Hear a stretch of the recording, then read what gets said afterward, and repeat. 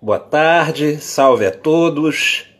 Sejam muito bem-vindos para mais uma live do Som da Agulha. Hoje a gente está aqui em uma live extraordinária, né?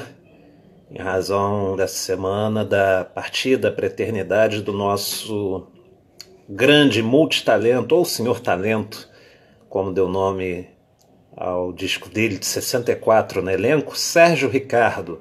Sérgio Ricardo, multitalento da cultura nacional, atuou em várias frentes, atuou na música, no cinema, principalmente, teatro, televisão, artes plásticas, e sempre trazendo uma música muito repleta, né, das verdades que ele trazia dentro de suas vivências, experiências e aprendizados a respeito da vida, da política e de uma série de coisas, né?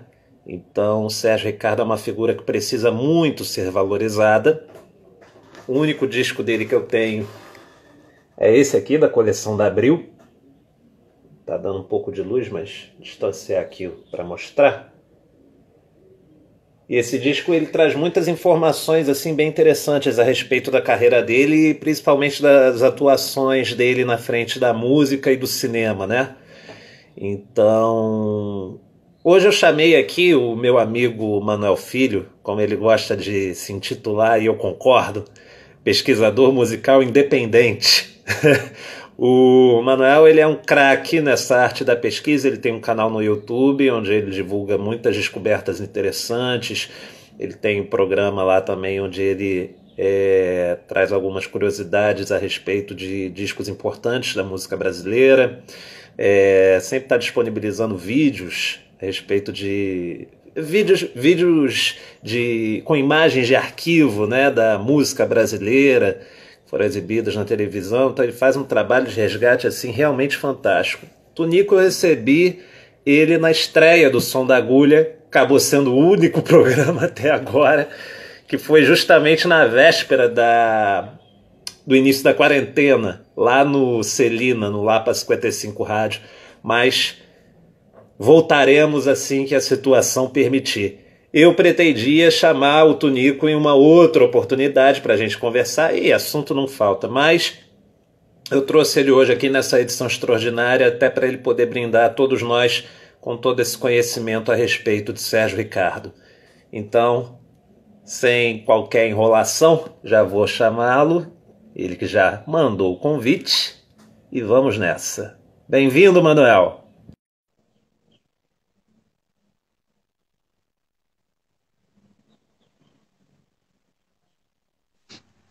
Salve, personas! E aí? Fala, mestre! Tudo bem com você? Tudo jóia? Boa tarde a todos, é sempre um prazer imenso estar aqui com vocês falando de música brasileira, é um prazer enorme. A gente tem muito para falar desse cara, né? Eu, inclusive, consegui achar o livro aqui. Deixa eu fazer uma parêntese, né? Diga! Como sempre, mega atrasado, procurando as coisas em cima da hora. Eu não achei o do Lago à Cachoeira, achei uns outros discos aqui. Achei o livro, eu falei, pô, o livro, tem que pegar o livro e tal. E evidentemente que eu não preparei absolutamente nada, mas a gente tem muito para falar de Sérgio Ricardo. Demais, demais, demais, demais, demais. Eu acho que a primeira coisa que a gente tem que falar do Sérgio Ricardo é da sua faceta pianista, né? Ele, nos anos 50, quando veio lá do interior de São Paulo, ele é de Marília, ele veio para cá e foi tocar piano, fazer esses circuitos aí de samba-canção, anos 50 e tal. E aí ele acabou sendo o sub do Tom Jobim, né? O Newton Mendonça indicou-o. E aí ele virou pianista e gravou um disco incrível pela Toda América, lá o disco de estreia dele, que é um disco de bossa nova. Eu não tenho o disco aqui, porque nem tudo é perfeito. Também a gente não pode soltar os discos, porque as gravadoras derrubam os arquivos e tudo. E tal. Mas a gente pode deixar algumas referências aqui do homem. Isso aí é a parte mais fácil. Falar de Sérgio Ricardo é um negócio simples e complexo, porque ele atuou em várias áreas, né? Ele atuou desde do audiovisual, cinema, peça, trilha sonora para filme, para peça, e musicou coisas do Drummond, o único cordel do Drummond ele musicou, a história de João Joana. E a coisa da música que ele se destacou bastante em certos momentos, e foi um dos pioneiros dessa coisa da crítica social, né, engajada, coisa da luta, 64 e tal.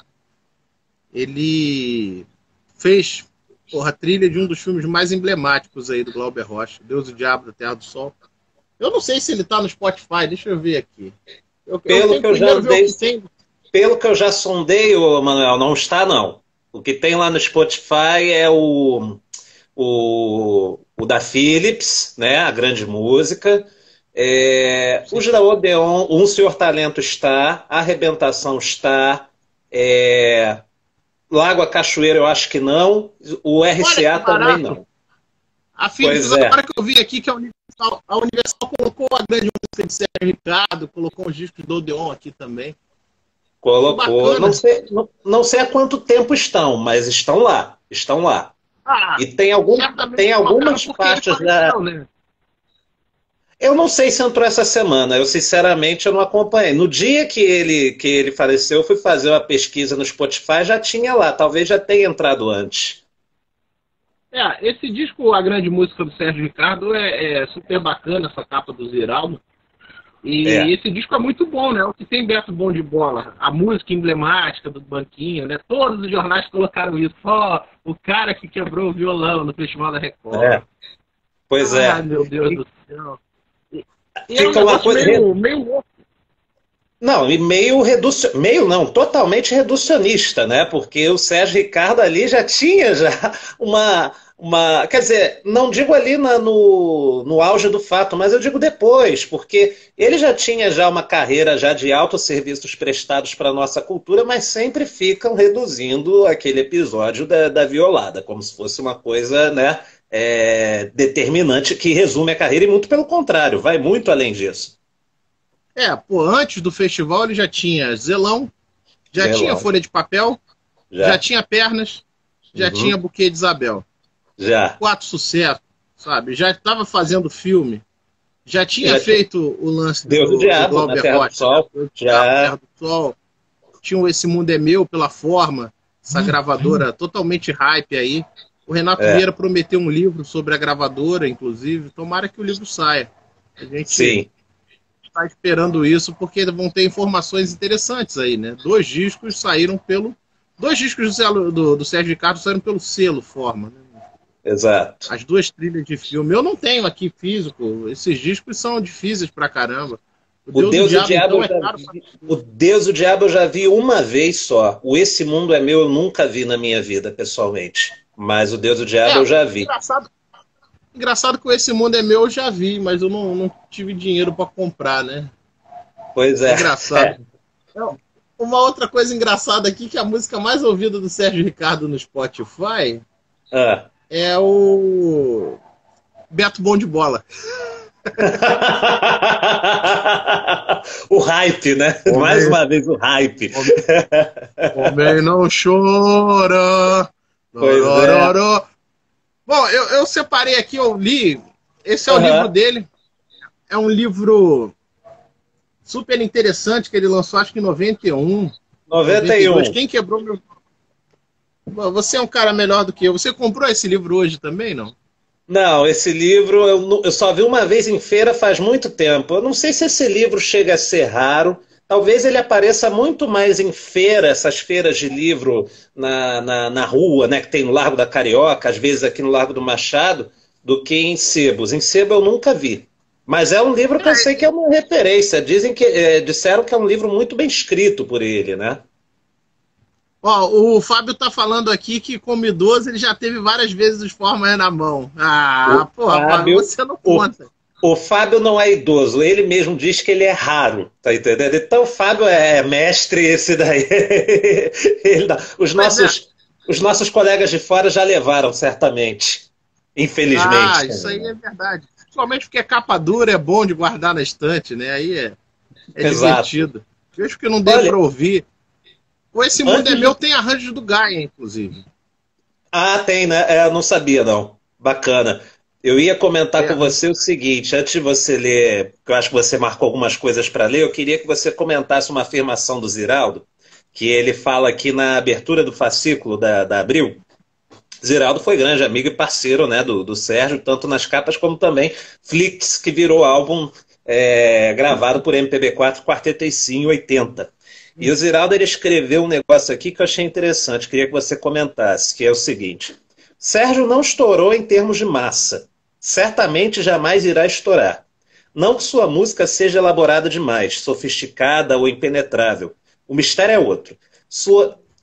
Agora que vem o pulo do gato. Sua honestidade consigo mesmo chega a exageros que o definem como um dos seres humanos mais puros e de melhor caráter que eu já conheci em minha vida.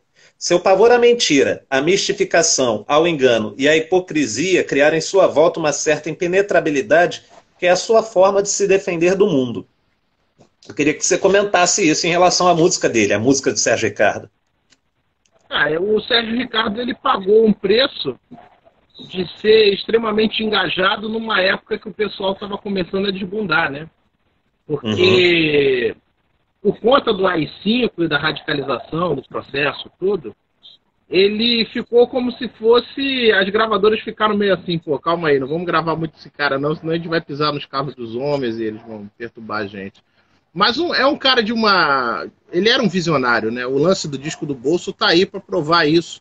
Quem não sabe, o disco de Bolso foi uma série feita pelo Pasquim, inclusive, distribuída pelo Pasquim, lá pela Codecri, que se propunha a trazer novos caminhos para a música brasileira, né? Então, colocava um artista já consolidado e no verso do compacto colocavam um artista iniciante.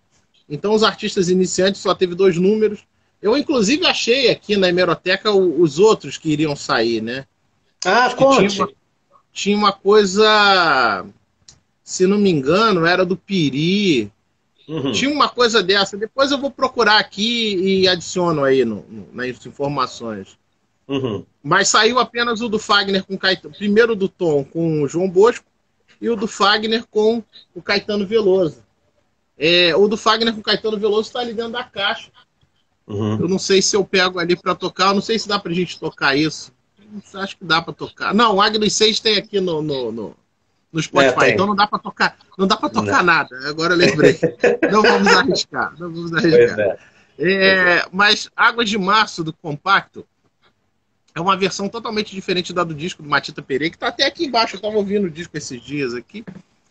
E é muito bom. Se você puder comprar, não aparece, não é tão difícil de aparecer, é um disco tranquilo, difícil aparecer completo, mas ele aparece. Eu já tive algumas cópias aqui, inclusive. Aparece também, Manuel, dentro daquela coletânea MPB Independente tem o conteúdo dos 2 compactos, junto com outras faixas, que o próprio Pasquim lançou. Pois é. Eu acho que a qualidade talvez esteja até melhor do que no compacto, porque o som do compacto é meio cagado. O compacto é sempre possível. Um problema. O compacto brasileiro 33 é uma aberração. Mas o Sérgio Ricardo é um cara muito autêntico, né? Ele foi um cara que ele trabalhou ativamente na coisa da Sombras, né? Pela luta do direito autoral nos anos 70, muito presente nisso. E a parada engajada no Vidigal também, que ele se mudou no final dos anos 70 para lá e morou lá até o final da vida, né? Morou lá até os seus últimos dias, seus derradeiros dias. Eu não descobri do que ele faleceu. Alguém teve essa informação aí, o que ele teve? Ele estava com Covid, não foi um lance desse? E aí falaram que estava legal. Pelo que eu soube, Manuel, ele recuperou, mas deram outras complicações em razão da idade, etc. e tal. Então, o que foi divulgado foram complicações cardíacas, né? Em razão, enfim, da idade, etc. Aquelas complicações complicada em razão... Difícil em razão da idade, né? Que a pessoa... ele já estava com 80 e blau, quase 90, 88. 88 anos, exatamente. E você veja, Manuel, que essa autenticidade dele já fica à mostra, por exemplo, lá nessa época mesmo que ele se envolveu com a Bossa Nova, gravou com uma sonoridade Bossa Nova, inclusive esteve presente no no debut, né, da Bossa Nova lá no Carnegie Hall, mas você vê que ao mesmo tempo ele já estava trazendo, ele já fazia canções cujas letras eram, digamos, já davam um passo além. Por exemplo, o Buquê de Isabel. O Buquê de Isabel é um samba-canção, na verdade, Maísa gravou, mas você vê que a letra do Buquê de Isabel traz uma história ao mesmo tempo, entre aspas, trágica e atrevida. Eu não queria usar essa palavra, mas é a que me veio na cabeça, que a Isabel ficava lá desejando casamento, etc. E aí, no fim das contas, não vem nenhum marido, então, peraí, vou baixar o decote, vou subir a saia, enfim. E ela consegue satisfazer os seus prazeres. Isso a gente está falando de 1958. E depois vem o Zelão. Libertário, né? Libertário. Isso, obrigado. Libertário é uma palavra muito melhor que atrevida. E depois, em 60... e depois de 60 o Zelão também, que ele tá ali naquele contexto da Bossa Nova, e os ficaram todos, meu Deus, o que é isso? Então, esse tipo de arrojo do Sérgio Ricardo, isso daí, digamos, seria o grande traço da obra dele? Não, acho que o grande traço dele é a coisa engajada. O grande traço da obra dele são as raízes nordestinas, apesar dele ser um paulistano, ele trazia essa coisa. Eu acho que ele estava muito ligado aos movimentos populares, sabe? Ele era um cara muito preocupado com as questões sociais do país, e por isso a música dele traz esses elementos todos. Em vários momentos tem isso, né? Se você pegar aqui os discos dele, por exemplo. Vamos lá. Vamos colocar aqui o nosso amigo aqui.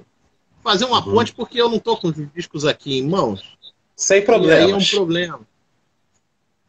Por exemplo, aqui do Lago à Cachoeira, é um disco de 79, mas é um disco que poderia ser 68, sabe? Parece que é um negócio meio posterior por conta do período. Eu não sei se essas músicas foram remetidas à censura. Eu realmente não fiz essa pesquisa, mas é provável que sim, tá? Por exemplo, Tarja Cravada, o Contra a Maré, e o Vidigal, que é incrível, né? Uma das faixas mais legais. Esse disco, o do Lago à Cachoeira, é um dos discos dele que eu mais gosto, inclusive. É muito bom. E aqui tá, essas capas aqui eu peguei, calma aí. O pessoal gosta muito desse aqui, ó. Gosta. A minha música favorita dele está aí, que é o Conversação de Paz. Eu adoro essa música. O Conversação de Paz é uma pegada muito legal, né? É. Um negócio diferente. Eu não sei quem foi que fez essa arte de capa, a Luiz Peçanha. Esse cara fez umas capas para Cid também. Esse disco aqui é uma edição de luxo para a equipe, uma coisa que não era nem muito comum na época. Eu vou achar aqui, abrir. Tinha lá. Ah, ele é gatefold, bacana. E ele tem encarte ainda, se não me engano. Caramba! Para uma gravadora pequena, tem encarte, né? Tem encarte. O encarte também aqui, ó. É um encarte grandão, que tem um pôster dele dentro aqui, ó. Caramba! Puxa, que interessante. Sabia não. Legal. E aí aqui tem várias coisas, tipo Canto do Amor Armado, Cravo Branco, Ausência de Você, ou Arrebentação. É uma música muito engajada. Ele foi um cara que sempre se manteve muito fiel às convicções dele, coisa rara no meio artístico, né? Uma pessoa que a gente pode dizer, e talvez soe polêmico, que eu vou falar agora, a Nana Caymmi também é assim, né? Ela pode ter lá as loucuras dela, mas a música dela é muito coerente, sabe? Ela nunca deixou de gravar aquilo que ela acreditava, e no final das contas, tipo, o sucesso veio. O Sérgio Ricardo não veio, ele não era um artista tão popular assim. Sim. E o outro disco dele que eu me amarro, depois do Lago à Cachoeira, é esse aqui, ó. Você sabe uma coisa curiosa, Manuel? Esse disco, ano passado... O Fábio disse que os japoneses correm atrás do conversa. Os japoneses atrás dos discos deles. Isso é normal. Isso. Eles estão na frente. Os gibi dos caras. Exatamente. Fala aí, eu ia comentar que esse disco de 73, o Piri, etc., é um disco que no ano passado ele me perseguiu muito. Perseguiu pelo seguinte: uma determinada época começaram a aparecer várias cópias desse disco por onde eu ia, E aí, tipo, em preços até cada vez mais acessíveis. Aí eu falava, depois eu vou comprar, depois eu vou comprar, depois eu vou comprar. Moral da história, não comprei. Veio quarentena, aí, enfim, obviamente, parei de ir às lojas, essas coisas, né? De pesquisar, mas agora vai disparar. Eu tive Ó, notícia de uma. Vou te dar um exemplo. Teve o disco da RCA, né? O da série Documento, né? De 75, que ele inclui esse aqui até eu alguma. tenho aqui. Tem aí, né? Então mostra a capa pra gente. Vou mostrar a Esse, capa aqui. isso, esse mesmo. Esse disco, eu sei que ele não é, pelo menos não era, um disco caro, né? Eu via esse disco sendo vendido a preços razoáveis, pois eu tive notícia de um local que, depois do falecimento, o disco já foi para R$ 150. Então, a lógica, né, A lógica do mercado é essa. O cara a morre lógica do mercado e é essa. o cara morre e os discos inflacionam. Mas o caso do Sérgio Ricardo vai ser igual a Beth Carvalho, não vai ter muita diferença nos preços, não. Eu acredito que não. Porque é um Uhum, disco difícil, né? São discos que pessoas comuns, sabe? Não que a gente esteja desdenhando das pessoas, mas tem elemento artístico muito complexo, sabe? São músicas complexas, não é um negócio muito fácil. Entendeu? Um beijo, hein, uhum. Célio? Ele tá falando aqui um negócio engraçado aqui e vamos deixar registrado porque some esse troço, né? Vamos botar Uhum. aqui. Calabouço em homenagem ao Edson Luiz, está no livro 73 do nosso amigo Célio Albuquerque aí, que ele fez essa Tá organização, aqui, parada e tal. eu peguei. E ele falava, ó, pela luta, solidariedade e humor. Não passava o tempo lutava e era leve. Até o final da vida ele teve envolvido com tudo, né? Eu achava um barato aí o Instagram dele, era foda, ele falava várias coisas legais e várias coisas interessantes. Entendeu? O Michael tá fazendo piada também. Os caras são uns comédias, esses caras são os fanfarrões, essa galera dos Pampas aí são os fanfarrões. Bom, então acho que é melhor a gente ler alguns trechos aqui dos livros para a gente poder Por criar favor. aqui montes Tem uma parte aqui do livro, esse livro eu li há muito tempo, né? E aí Uhum. ele fala um pouco da vida pessoal dele e tal, e tem uma parte aqui que é legal.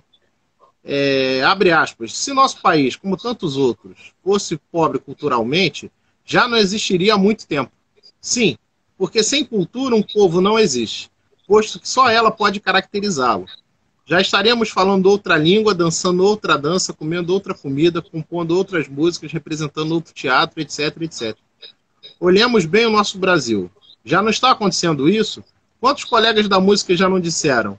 Besteira, se o americano tomasse conta disso aqui, já estaríamos muito avançados. O cara escreveu isso em 91, né, cara? Escreveu isso em 91. 91, tipo, ainda tava rolando sertanejo, rolando o governo Collor e tudo. Mas é uma coisa interessante ele falar sobre isso, por quê?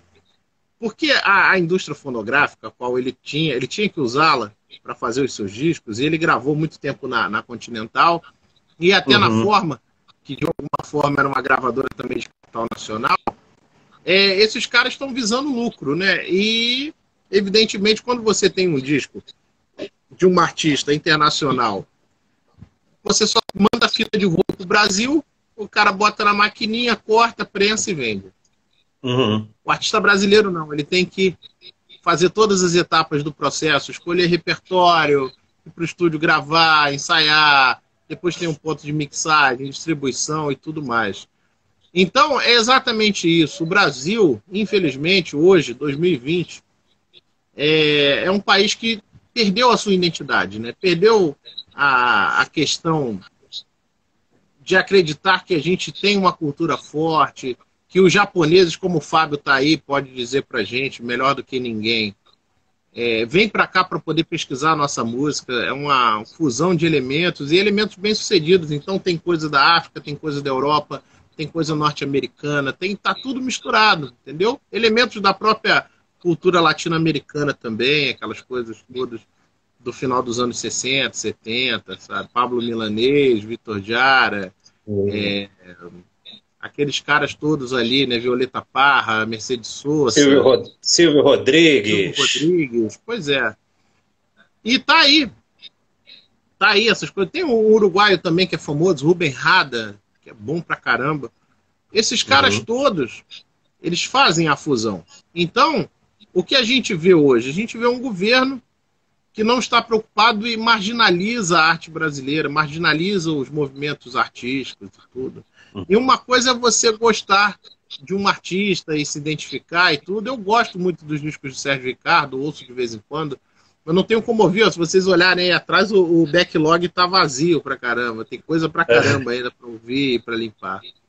Mas o que seria, né? Se a gente, vamos largar essa porcaria toda e vamos cair de cabeça no streaming. A gente teve um caso essa semana que eu não vou nem mencionar novamente, de um artista que completou um centenário e teve a obra largada de qualquer jeito, sem nenhum cuidado, sem nenhum apuro. Sabe? Isso aí eu fiquei, muito chateado, sabe? E aí daqui a pouco vai pintar os discos dos outros artistas do mesmo jeito. E aí a pessoa não tem isso, pelo menos tem a sorte de ter, né? Porque tem gente que nem isso tem, então Manuel, fica ali no limbo. Segura não corta teu raciocínio não, continua a falar. Só aproveitando o gancho de aniversário, só para saudar o aniversário do Nelson Sargento e da Sueli Costa, que é hoje. Só para dar uma saudação, principalmente Sueli, queridíssima, né? Só gênios, então, uma saudação para eles. Mas continua seu papo reto. Nelson Sargento está fazendo quantos anos? 98? 96. 96? 96 é bravo. 96. Espero que ele não tenha vendido os discos dele aí, né, cara? Que tava rolando um papo desse de vender os discos, aquilo foi uma merda. Pois é. Isso, Eli 77, hoje, ele estava aqui presente, eu ia falar antes de te chamar, o Alcídio Sodré, um cantor maravilhoso, que eu fui entrevistado na última segunda-feira por ele. Ele lá na página dele, ele está organizando uma live hoje, uma celebração gigante em torno de Sueli, vários artistas participando, Áurea Martins, Gilson Peranzeta, Fátima Guedes, até a Simone vai participar, tem a galera aí da nova geração, então um lance muito maneiro, vai ser a partir das 8, eu convido todos a assistirem. Mas, Tonico, eu vi a Fernanda Cunha tinha mandado um link sobre um vídeo comemorativo da Sueli, gravaram. Eu tava começando a ver, mas foi a hora da live, eu tava dando um jeito nessas estantes aqui, procurando os discos do Sérgio Ricardo, aquela loucura. Tu me avisou isso ontem, eu nem sei que horas. Pô, vamos bater o pau, vamos, pá. Aí eu vou e deixo pra 3 horas da tarde pra procurar os discos, sabe? É assim que funciona. Normal, importante dar certo. Mas continua a tua reclamação sobre o streaming e os discos relançados. Não chega a ser uma reclamação, né? É mais um toque, só pra dar um toque, só aquela musiquinha, né? É o quê? Baianos e Novos Caetano, isso? Só pra dar um toque, então? Acho que é. Então, Baianos e Novos Caetanos, na verdade, só para dar um toque. Eu adoro esse disco, é o segundo lá.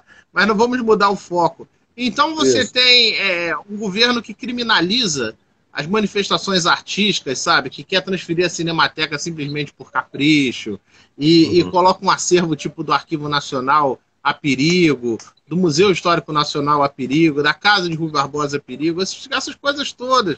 Exatamente para quê? Para poder capar, né, castrar a identidade de um país e fazer a gente realmente uma vassalagem moderna aí com outros países, outros interesses, que os caras não estão nem aí pra gente. O que eles querem aqui é o que a gente tem de melhor, que é a música que já foi feita, sabe? Porque a música atual é um negócio meio com a ressaca do que a gente vive hoje. Tem alguns artistas fazendo alguma coisa boa, mas não tem espaço na mídia, não tem espaço para poder divulgar essas coisas, porque rádio não toca mais, é música evangélica e tudo, o streaming é inteligência artificial, toca o que eles querem que você ouça. E você acaba ficando numa bolha, num lance meio de resistência, né? Pessoas como eu e você aí, nós viramos uns caras meio bandoleiros da música, meio da arte. Porque a gente coloca o negócio de graça para as pessoas ouvirem, ninguém dá valor para essa parada e é um negócio muito complicado, cara. É um negócio desestimulante, mas estimulante ao mesmo tempo, porque pelo menos comigo tem 14 mil doidos lá que sempre que eu posto vídeo interagem e procuram uns negócios bacanas lá no canal e agradecem.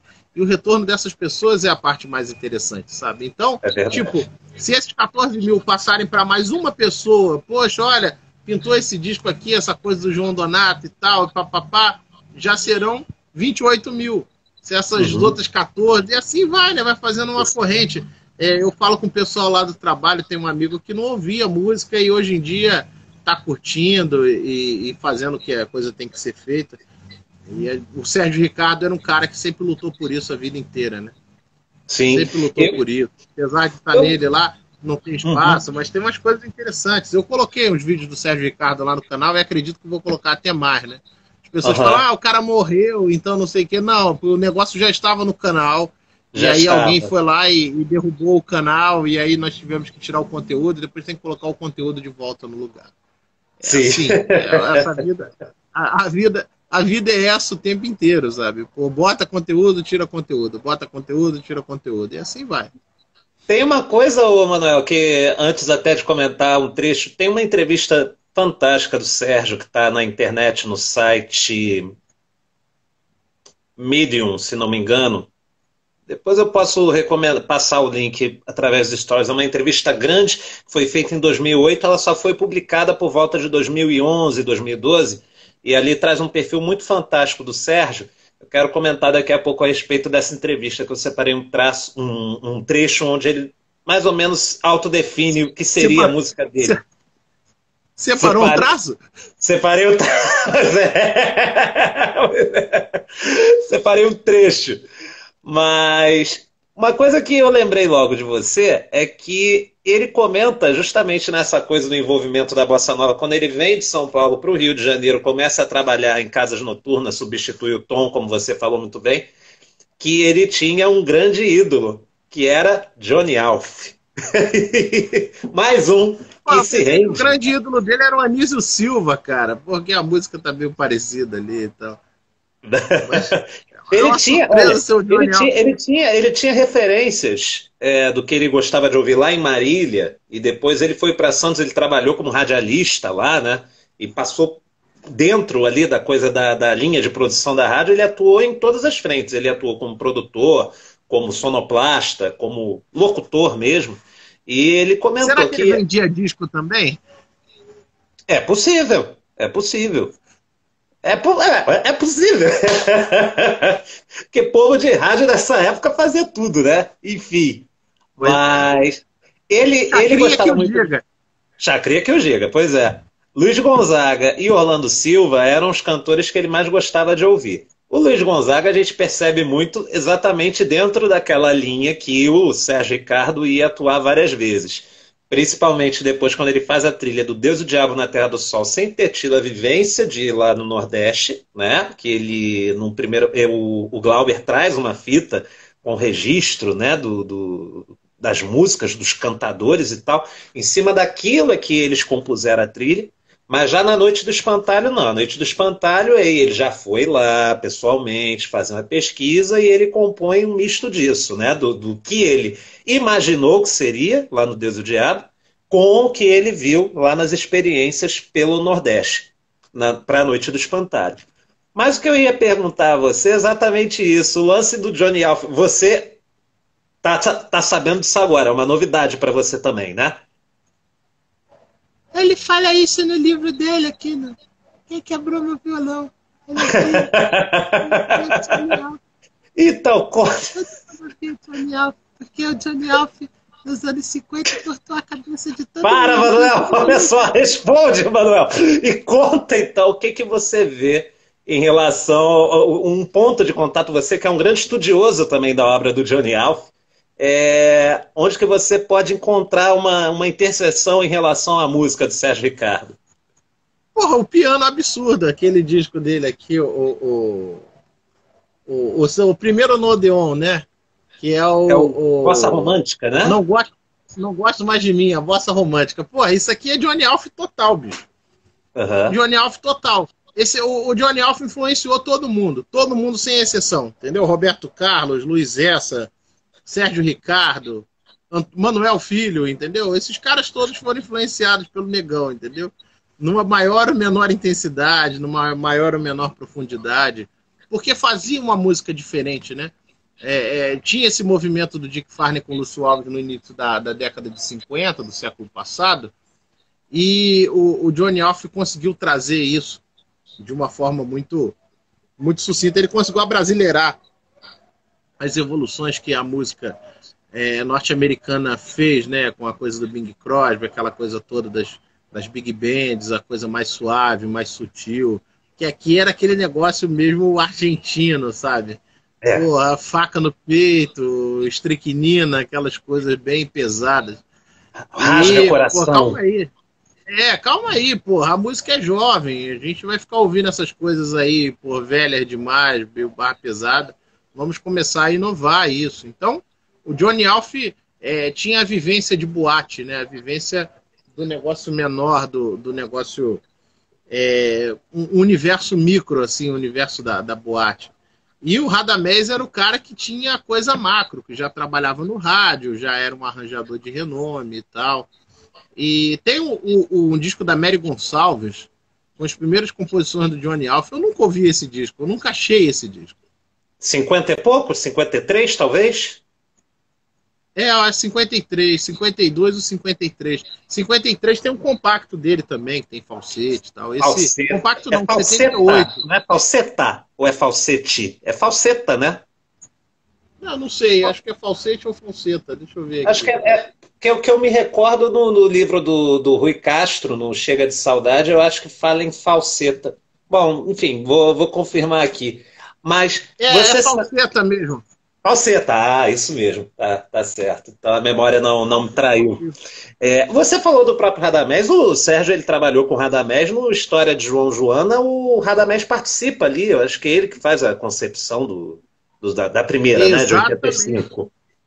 É isso aí, o Radamés estava ali presente, ali era um cara próximo, estava com o tempo sobrando também, meio que vivendo no ostracismo. O Radamés vivia no ostracismo, né, cara? Que país de merda a gente tem. Pois é. Mas ele fala sobre isso no livrinho também. Eu recomendo que todos vocês leiam esse livro aqui, porque esse livro tem uma linguagem super interessante aqui. Deixa eu ver se eu acho a parte que ele fala do João e Maria aqui. Vamos ver. Enquanto se você achar, tu me interrompa. Enquanto isso, eu vou comentar com você o seguinte, que você veja, o Sérgio, ele também, aqui no fascículo da Abril, o Chico de Assis comenta, parceiro dele, teatrólogo, etc., também muito ativo naquele contexto dos anos 60, que quando o Sérgio conheceu o Chico Buarque, o Buarque virou para ele e falou: olha, eu tenho todos os seus discos e você é uma das razões para eu fazer música. Ou seja, é um cara que provoca esse tipo de reação e de influência em um outro que é tido, e sabemos e concordamos, quem gosta de música brasileira concorda que o Chico Buarque é um gênio. Por favor, pode ler, depois você comenta isso que eu falei. Não, termina, conclui o teu raciocínio aí que eu gostei, eu estava ouvindo. Não, e tal. E aí ele fala, exatamente, o Sérgio, ele tem essa capacidade, esse poder de influência sobre um outro cara que é uma referência e um gênio da arte da composição, principalmente da feitura das letras. E justamente o que eu te pergunto é, você vê o Sérgio Ricardo ainda sendo uma grande influência em relação a algum artista? Eu nem vou perguntar necessariamente da cena contemporânea, eu vou perguntar dentro da música brasileira, o que veio depois de Sérgio Ricardo. Você vê ele exercendo essa influência como exerceu em Chico? Cara, talvez com o pessoal do Tamba, né? Uhum. Porque pegou algumas músicas dele e tal, e fez aquelas coisas todas. Tem ali uma relação. Essa turma toda conviveu junto, né? E evidentemente que o Carlos Lira, o Sérgio Ricardo, acho que esses caras eles orbitam mais ou menos ali no mesmo lugar comum. Tal. E é interessante porque dentro dos caras de bossa nova, né, do movimento que eles subiram, são os caras hoje menos lembrados, né? É verdade. Assim como o Sérgio Ricardo, o Carlos Lira gravou muito pouco nos anos 70. Muito pouco. Sim. Sabe, a música dos caras não era comercial, era um negócio de segmento também. Eu não sei quanto era a vendagem desses discos aí. Deveria ser um negócio pífio, deveria ser algo tipo... Deveria vender 10 mil cópias aí, todo mundo, ufa, pagou os custos de produção. Sim. Não tinha muito para onde você correr. E você vê, o cara, porra, grava a história de João Joana. Pô, isso não é comercial, cara, isso não vai vender para ninguém, sabe? É bonito, é interessante, mas a indústria quer números, quer grana no bolso, quer... Principalmente se tratando de 85. Que ali estava no auge da comercialização, tal, números, etc. Eu não lembro se o João e Joana ele é independente. se tem alguma coisa de governo na jogada. Não sei quem teve patrocínio. Uhum. Eu não lembro. A minha memória tá um negócio, um caco. Mas... E aqui ele conta um pouco que você achou. Né? Ele fala aqui, ó. Abre aspas. Foi um longo sofrimento de anos de peripécias para conseguir ter o trabalho em disco e chegar a oferecer ao poeta. Logo após ter a sua aprovação, o meu trabalho de composição, 15 dias depois de ter me chegado às mãos, tive que superar um rosário de obstáculos e, se não fosse um trabalho daquela envergadura, teria desistido. Uhum. Dona Sorte parecia estar de férias. Tendo gravado todo o trabalho com jeito sinfônico, onde eu aplicara todo o meu conhecimento musical com inspirada paixão, em 8 canais, com os meus amigos Bororó no baixo e viola, Paulinho Briga na bateria, Luiz Cláudio no cello, violão e charango e Chacal na percussão. Saí em campo para ver como editar em disco. Merecia um especial de televisão. Recorri à Globo por achar que, em se tratando de Drummond, as portas se abririam. A resposta foi taxativa. Não, porque Drummond não é comercial. Fui a São Paulo ter com Guarnieri, então secretário de Cultura. Comoveu-se, fez promessas, botou-me a trabalhar com o Balé do Municipal sob direção de Fernando Peixoto e a conselho de Isaac Karabichevski, vim para o Rio compor a partitura sinfônica com Radamés em Atri, que fizemos durante todo o carnaval. Pronto, o trabalho, corri a São Paulo no dia marcado para entregar as partituras e o balé tirou o corpo fora. Sequer me indenizaram ou pagaram o trabalho do Radamés. Aliás, surpreendentemente, meus amigos Guarnieri e Fernando Peixoto também fizeram o mesmo, pois sumiram para não me receber. Tive que fazer um curta-metragem encomendado por João Madeira, diretor de eventos da Shell, para com dinheiro pagar o trabalho de Radamés, que não queria receber porque ele achava que não era minha responsabilidade. Insisti, recebeu. Aí entrou em cena com meu amigo José Torocchi, disposto a me ajudar. Não conseguiu sensibilizar seus contatos com a televisão. Conclusão, fiquei com aquela maçaroca de partitura sem saber o que fazer, quando finalmente, depois de alguns anos, Dona Sorte voltou de férias. João Madeira, tendo acompanhado minha epopeia, propôs a financiar o grupo Nós da Dança para montar João e Joana no Teatro João Caetano. Ou seja, a parada foi feita em 82 e só foi virando disco em 85. 85, ou seja, já vinha de antes. Já vinha de um bom tempo. Então você vê que existia uma dificuldade muito grande. Existia uma dificuldade muito grande para colocar o negócio na praça, né? E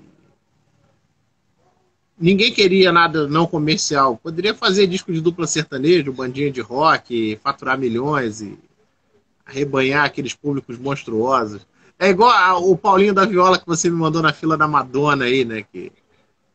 É aquilo, né, cara? Porra, sabe qual é? Entendeu? Porra, Paulinho da Viola com tranquilidade no meio da muvuca da Madonna. Não, e você veja, o Manuel, que o Sérgio, por várias vezes ele teve muita dificuldade. Quer dizer, a gente sabe que a cultura no Brasil é dificuldade do início ao fim, mas você veja que ele sempre bateu nisso com muita constância. Lá atrás, depois do Deus e o Diabo na Terra do Sol, o Espantalho já era o próximo projeto dele. A ideia era que a Noite do Espantalho fosse lançada, e ele chegou a preparar, etc., era que saísse em 1968. Mas a equipe com quem ele se envolveu falou assim, não, já que agora está chegando o AI-5, esse momento político mais pesado, aí veio o AI-5, etc., aí resolveram partir para uma coisa mais lírica, e foram para o Juliana do Amor Perdido, que aí foi outro filme que ele fez e ele conseguiu concluir e lançar. E A Noite do Espantalho foi sair só depois. Mas A Noite do Espantalho ele levou, portanto, 10 anos, mais ou menos, para poder concluir essa obra dele. O negócio todo demorava muito porque ninguém acreditava, não tinha dinheiro na jogada. Fazer disco de forma independente no Brasil só começou a se tornar mais popular no final dos anos 70, início dos 80, né? Então, deveria ser um caminhão de dinheiro, nem imagino quanto seja, mas deveria ser um caminhão de dinheiro, só aluguel de estúdio, enfim, aquela coisa toda. E tudo que é bom demanda um tempo muito grande, né, cara? Não tem jeito, você tem que ter um planejamento, tem que fazer um trabalho de arranjo, principalmente, o cara musicou um cordel, né?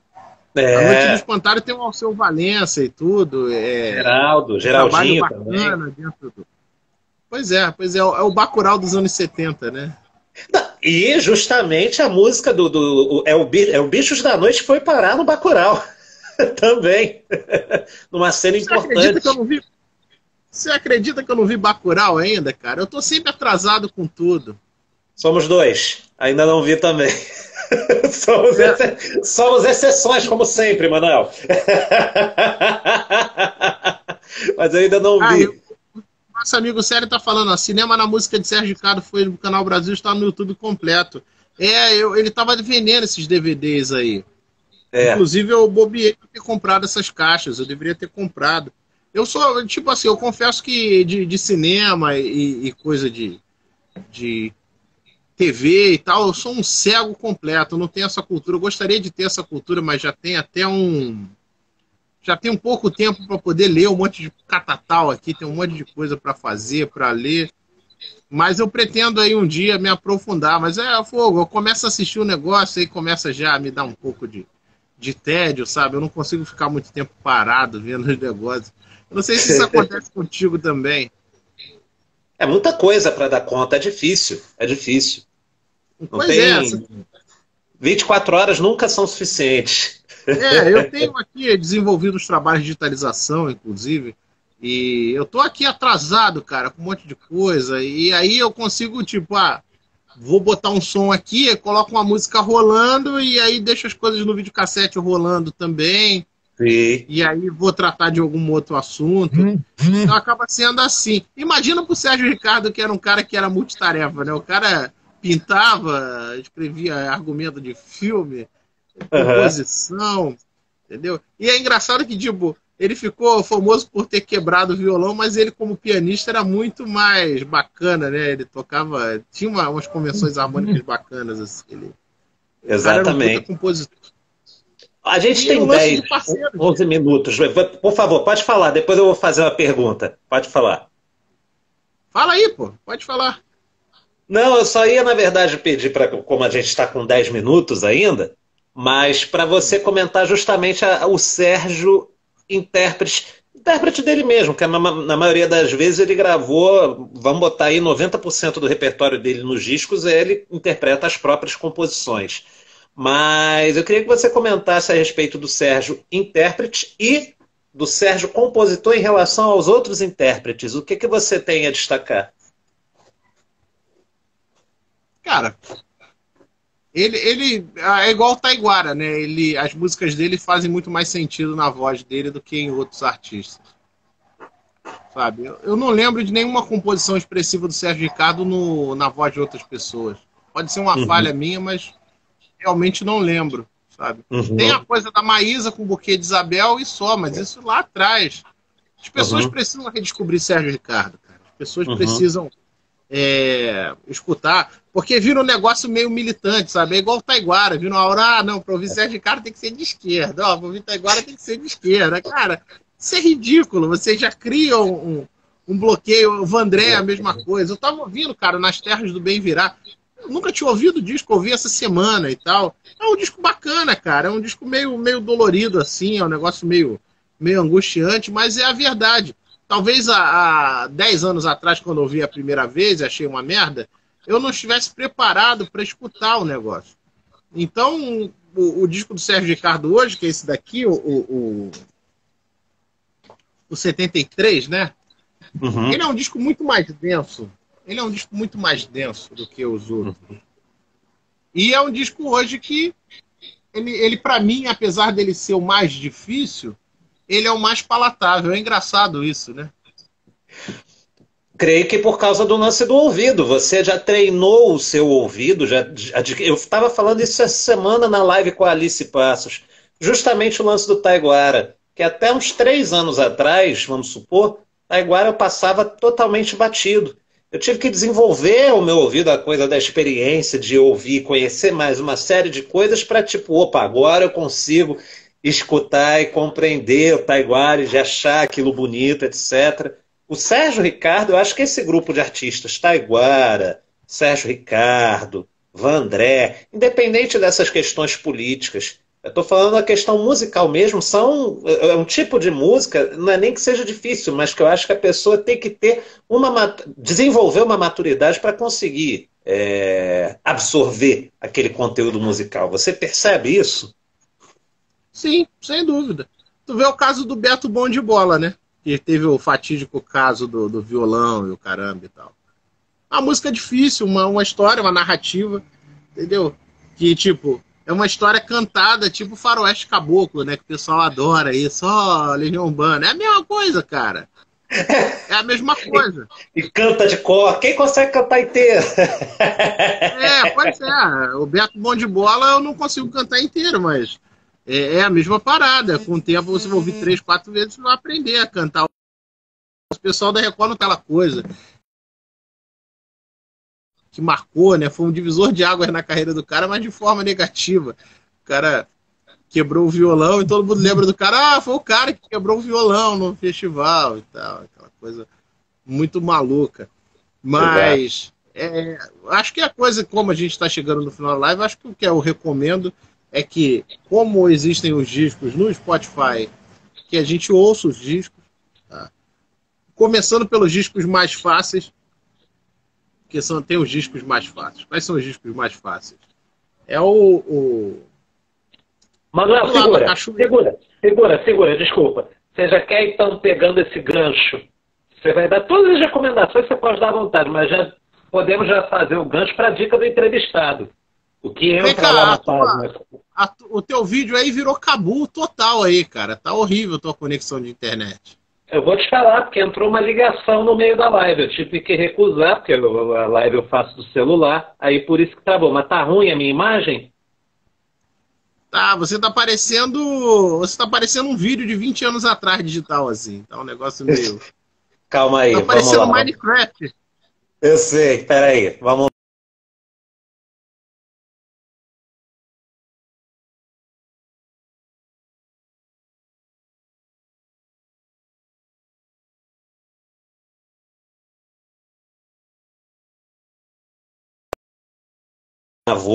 vou pro Tunico. Pronto, agora ficou bom, agora ficou legal. Bom. Tudo porque entrou uma ligação no meio do caminho. Eu vi o Nelson falando do Amor na Corrente. Eu vou aproveitar para anunciar, Tunico, antes de tu dizer, que setembro, talvez já 10, eu acho, de setembro, 10 ou 17, eu vou confirmar aqui no meu planejamento, mas vai ter uma edição do Recriando em homenagem ao Sérgio Ricardo. E principalmente com a ajuda, e eu anuncio publicamente que ele acabou de me mandar aqui, nosso querido amigo Thiago Marques Luiz. Ele que me sugeriu fazer, eu falei, mas Thiago, eu não tenho todas as músicas e tal, eu vou ter que fazer um levantamento para ver se rola fazer um programa de 20. Aí eu achei a lista, eu vi o que tinha, Thiago falou, não, eu te passo as outras músicas. Ele já passou as músicas, ou seja... Já tô com as músicas já todas prontas aqui, é só montar o programa. Ele é craque demais, isso é muito bom, fantástico, cara. Mas só vai entrar em setembro o programa, então em setembro... Não, aproveita, tipo assim, faz igual esses caras aí, faz igual a Universal, entendeu? Aproveita que tem uma data comemorativa, porra, o cara morreu, entendeu? Centenário, 50 anos, essas datas redondas, aí tu já mete já assim, oportunista também, pá, coloca o negócio... Quinta-feira agora, Pixinguinha, em agosto ao mês nordestino, em setembro, dia 3 de setembro, Elton Medeiros, e aí 10 ou 17 é o Sérgio Ricardo. Porra, o cara tem um ritmo acelerado, ai que inveja, cara, eu não consigo. Eu tô pra terminar o disco, ó, vou mostrar um negócio pra vocês aqui, espera aí. Bosta, enquanto tu vai pegando, Manel, vai falando a dica do entrevistado. Ó, o próximo disco da Trilha do Passado... Porra. Aí. Então, tipo, essa semana ainda vai pro ar, eu já tô em fase de finalização do programa. Tá mega atrasado, eu nem sei quando foi a última vez que eu coloquei um programa no ar, acho que foi do Paulo Moura, que já estava pronto há 2 anos, e eu coloquei mês passado para tapar o buraco. Esse não vai aparecer em outros lugares, porque esse já apareceu, entendeu? Sim. Aquela piada interna boa pra caramba aqui. Tunico! O Sério tá te ajudando aí, ó. Tá passando um monte de coisa. Ele tá olhando lá no MUBI, esse sem vergonha. Eu fiz a pesquisa, Célio. Tudo isso vai estar no programa. A Hebe não vai estar, mas as outras estarão. Mas se você quiser a Hebe, eu tenho aqui. Eu peguei o disco agora há pouco. Né? Não, já fechei o repertório já. A Hebe ficou de fora. Faz um programa de 4 horas aí, cara. O pessoal vai gostar. Não, só 20 músicas, como é padrão. Tem um compacto do Sérgio Ricardo na Marcos Pereira, que é o ponto de partida, a gente não falou, talvez a live vai cair. Vai. O ponto de partida é um compacto que tem no YouTube, ouça também, que é uma parada muito legal, é um elo de ligação. Tem 3 minutos, calma, pode ir com calma, tem 3 minutos ainda. Então vamos devagar. Vai, fala a dica do entrevistado e fala do compacto, pronto. O compacto é importante e bem legal que vocês ouçam, porque é um disco que saiu pela Marcos Pereira, um compacto com 5 faixas. Fábio, me ajuda, são 5 faixas, são 5 faixas. Sim, tá certo. Pô, podia virar um disco cheio, né? Mas aí, por algum motivo, é o que eu te falo. É um negócio que não é mercadológico e tudo. E vira um compacto, que também é uma parte bacana, assim, porque tá ali no elo de ligação entre o disco de 73, o Noite do Espantalho e do Lago à Cachoeira. É um segmento natural, assim, da obra, da coisa toda. E ouçam Sérgio Ricardo. Sérgio Ricardo é um dos grandes artistas desse país, um dos caras visionários, ele bate em todas muito bem, é um puta artista plástico, um excelente diretor de cinema, é um cara que escreve composições maravilhosamente bem, um ótimo instrumentista. Ele fala do Brasil, você vê o trecho que eu li aí, ele já está falando exatamente, estava cantando a pedra, e tem outras coisas atualíssimas nesse livro aqui. É um livro pequeno, eu li esse livro em 2 dias, rapidamente, e foi com o meu tempo, né? Aquela coisa de 2 dias picados, tipo, não vou pegar e vou ler direto, mas tipo, o horário que eu tenho para ler é quando eu vou ao banheiro, aí levo o livro, leio, dou uma folheada, e aí eu consigo ler e fazer aí uma análise, conhecer um pouco mais a fundo, entender um pouco da obra, entender um pouco da dialética aí do Sérgio Ricardo, que é um compositor absurdo. A Palmares eu acho que a gente consegue colocar aqui pro pessoal ouvir, cara. Palmares é de qual disco? Acho que não tá no YouTube. Eu botei uma versão ao vivo dele no... Então vamos... Então, só antes então de colocar, a tua dica é o ponto de partida mesmo? Não, minha dica é o disco de 73. Vou começar pelo difícil, você é o complicado. Ouça um disco de 73, entendeu? É bom pra caramba. E o do Lago à Cachoeira também. Se vocês acham que, porra, é meio barra pesado, ouve o Lago à Cachoeira. Se vocês acham que já estão preparados para ouvir Sérgio Ricardo, vá do disco de 73, que é o Piri, Franklin, Camafeu, papapá. Que é engraçado. Disco da Boca. A capa do disco da Boca, ele tá cantando aqui, e o bonequinho tá levando a boca dele, ó. Não sei se tá levando a boca. Aqui. Ele fala no livro, né, sobre esse disco, que ele fala que o Walter Silva elogiou ele e depois vai e desanca o disco e tudo. E ele fala, quais são os interesses que levam um cara, tipo, elogiar o disco num dia e depois desancar no outro e tal. Pois é. E aí eu falei, porra, é um negócio meio doido. Mas vamos ver aqui se eu acho aqui o Palmares aqui. Vê se você acha. Enquanto isso eu vou agradecendo a todo mundo que participou, assistiu aqui com a gente. Marcinha, boa noite. Marcinha, filha do Bolacha, queridíssima. Bem-vinda. E enquanto tu acha aí, Manuel, já te agradeço por você ter topado essa... Já tá na mão? Então, olha, Manuel, agradeço você, essa disponibilidade aí de você fazer essa conversa comigo. Mais uma vez, a gente sempre gosta de trocar muita ideia aí a respeito de música e tamo junto, estamos sempre à disposição. Eu aceitei a live porque caiu aqueles 5 mil na conta aí que você me pagou antes, entendeu? Só que nunca... Sou tão independente quanto você, meu filho. É só... O prazer é todo meu, meu filho. É sempre bom trocar uma ideia. É só na gratuidade, meu filho. Você é pesquisador musical independente. Aqui é pesquisador musical desprovido. Todos nós somos desprovidos. Não é mole, não. Eu vou soltar aqui o Sérgio Ricardo antes que a live caia. Vamos nessa. Solta. 30 segundos. Solta ele cantando. Valeu, gente.